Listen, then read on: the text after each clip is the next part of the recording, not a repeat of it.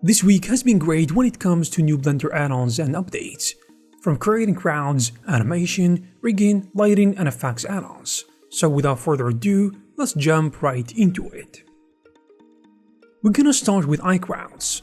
Icrowds is a new and really interesting crowd simulator that makes it easy to kind of fill your scenes with tons of animated people. And by the way, it is from the developer of iCity, so you know this stuff is actually good.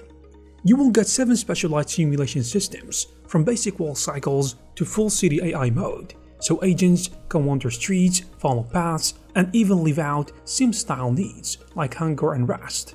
The best part is that it includes a pack of ready-made 3D people, including high poly and low poly, with different outfits. And I think this is at least more than sufficient when it comes to populating a city plaza or stadiums, because it has lots of features and it is just plug and play. The next add-on is interesting too. 3D audience skinning is a handy animation tool that brings the classic audience skinning techniques into Blender's 3D viewport. This is important because, well, it lets you see ghosted poses of your animated objects or characters from previous and next frames, helping you fine-tune motion timing and spacing. The add-on automatically updates these ghost silhouettes as you scrub the timeline or tweak keyframes, so you're always looking at up-to-date audience skins without manual refreshing. The good thing is that it works with almost any object type, including meshes, curves, text, and even instant collections, making it, I would say, flexible for making all kinds of animations. Still with animation, the Hdri Pro animation library is actually not a new add-on, but it got a new update. It is an add-on expansion that comes packed with a huge set of pre-made animations, which can be used with Hdri Pro. It is made to simply speed up your character animation workflow. You can rig a character and apply an animation in a really short period of time. So why is this useful to you? Well, from walk cycles and runs to fights, dances, and idle poses, there is a wide variety of motions included. Essentially, if you have a character rigged with Hdri Pro, this library lets you drag and drop professional quality animations onto it, which I would say can easily save you hours of hard work. And you can now animate characters whether their default stance is an A pose or T pose, which I think is a huge compatibility boost for different models. And with this update, the add-on has now 150 human animations covering tons of actions. On top of that, the developer squashed all the old bugs. Now, Simply Loop is a new and free modeling add-on, which is focused on edge loop decimation. But why does that matter? Well, simply because it helps you clean up high poly meshes by removing unnecessary edge loops. I mean, if you've ever applied heavy subdivision modeling and ended up with too many loops, this tool is actually a godsend. The add-on will intelligently dissolve those extra loops while keeping your model's important details intact. And the result is a lower poly mesh that still preserves the overall shape and curvature of the model. And I would say it is great for optimizing models, for example for video games or simpler renders, without manually selecting and deleting loops. So this add-on called Hdri Sky Pro is an environment lighting add-on that helps you with sky textures and clouds. And similar to many add-ons, it gives you access to a massive HDRI library right inside Blender. You can browse thumbnails of HDRIs, click to load one, and even choose the resolution from 1K up to 8K, which is great. And it will now load just that image on demand. This keeps your disk clutter-free while still giving you tons of lighting options at your fingertips. On top of that, the add-on comes with a collection of volumetric cloud presets.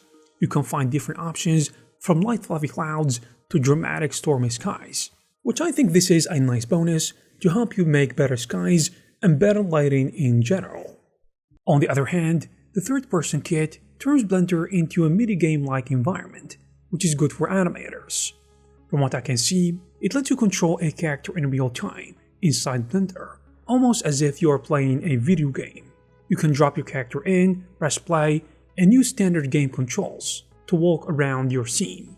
And the add-on includes over-the-shoulder follow camera rig and built-in character actions like walking, running, crouching, jumping, in addition to other things. And you can easily swap in your animations or use Mixamo clips to customize the character's moves. It has a collision detection, so your character won't walk through walls, and the ability to record your movements as keyframes, which is awesome for blocking out animations or pre-visualizing scenes. On the other hand, Ezbake is a Blender add-on that automates the process of texture baking, especially for game assets. As you may know, there are many add-ons for this job, but this one is kinda interesting too. It takes any object with principled BSDF materials and bakes out all the necessary PBR maps such as diffuse, normal, roughness, etc. You know the drill. And it bakes them into image textures. It supports over 30 material channels, including advanced stuff like sheen and clean coat. And it even comes with preset configurations for different engines, including Unity, Unreal, Godot, etc., which have their preferred texture packing, but the add-on can handle that for you automatically. You can also merge multiple materials into one, or keep them separate, and it won't destroy the original material setup because it works non-destructively. As you may know, Blender's undo can be a bit frustrating, especially when navigating complex models. But with this new add-on called Undo Plus, this will be fixed by adding a dedicated viewport undo and redo history. Essentially, this add-on remembers your view rotations, pans, and zooms, and you can instantly jump back to the previous view angle with a hotkey. Just hit the custom undo shortcut, and it will snap the camera back to exactly where it were, I mean the moment before. It runs in the background, tracking your viewport moves, with smart timing so it doesn't log every tiny nudge. And it even lets you set bookmarks for particular angles that you like, and you can configure how many steps to keep, but the default is 100. In addition, you can even change the hotkeys if you want to do that. Another interesting new add-on is called Blendsync. Blendsync is, I would say, a pipeline add-on that helps you with asset exchange between Blender, Unreal Engine 5, and Substance Painter. If you're doing game development or any workflow that jumps between these programs, this tool is gonna be a huge quality of life improvement. With it, you can export any number of static meshes from Blender to Unreal or to Substance Painter 2 with materials and textures in just one go, and then bring updated assets back into Blender just as easily. And the good thing, it sends its own master material templates in Unreal so that your Blender materials get automatically converted into Unreal material instances without doing any manual work. Likewise, it can send Blender materials over to Substance Painter and create a layer stack which you can paint on. This means it is essentially a bridge. You do a one-time setup with some presets, and after that, it is a one-click round-trip workflow. And here is another interesting one. Fluid Flow is a fun add-on that lets you paint physics-based fluids, including water, sand, or lava, and you can do that in your scene and watch them simulate in real time.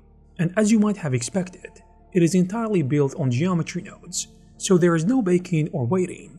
You hit play and the water starts flowing, sand starts piling up, or lava starts oozing immediately in the viewport. The simulations have a surprising level of realism for being in real time.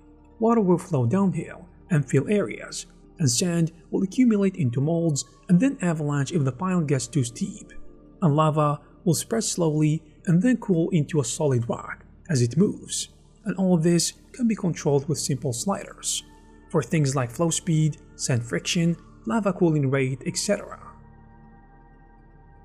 And there you have it, guys. If you like these add-ons, you will find all the necessary links in the description.